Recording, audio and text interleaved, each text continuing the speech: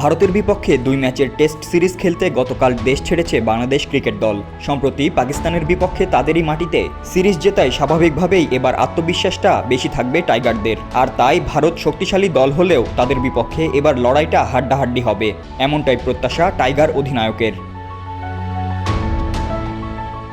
গতকাল দেশ ছাড়ার আগে বিমানবন্দরে নিজেদের জেতার পরিকল্পনা জানিয়েছেন অধিনায়ক নাজমুল হোসেন শান্ত বলেন, পুরো দল হিসেবে খেলাটা গুরুত্বপূর্ণ।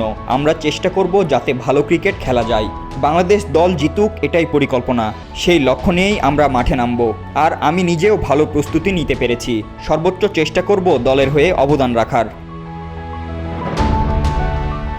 তিনি আরও বলেন, এই সিরিজটা আমাদের জন্য অনেক চ্যালেঞ্জিং হবে, কারণ তারা আমাদের থেকে র্যাঙ্কিংয়ে অনেক এগিয়ে।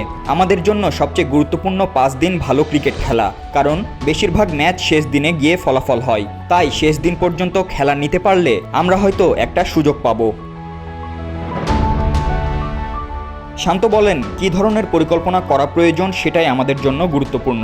কোচের সঙ্গে কথা হয়েছে, সেখানে আমাদের যেহেতু অনুশীলন সেশন রয়েছে, তাই আশা করছি ভালো কিছুই হবে।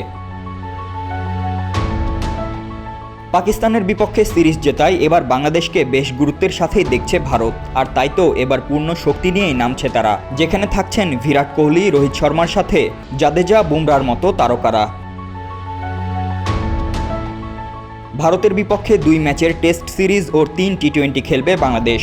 চেন্নাইয়ে সিরিজের প্রথম টেস্ট অনুষ্ঠিত হবে 19 থেকে 23 সেপ্টেম্বর পর্যন্ত। এরপর কানপুরে 27 সেপ্টেম্বর থেকে 1 অক্টোবর পর্যন্ত হবে সিরিজের দ্বিতীয় টেস্ট। আগামী 6 অক্টোবর গোয়ালিয়র, 9 অক্টোবর দিল্লি ও 12 অক্টোবর হায়দ্রাবাদে তৃতীয় ও শেষ টি-20 দিয়ে শেষ হবে টাইগারদের ভারত সফর।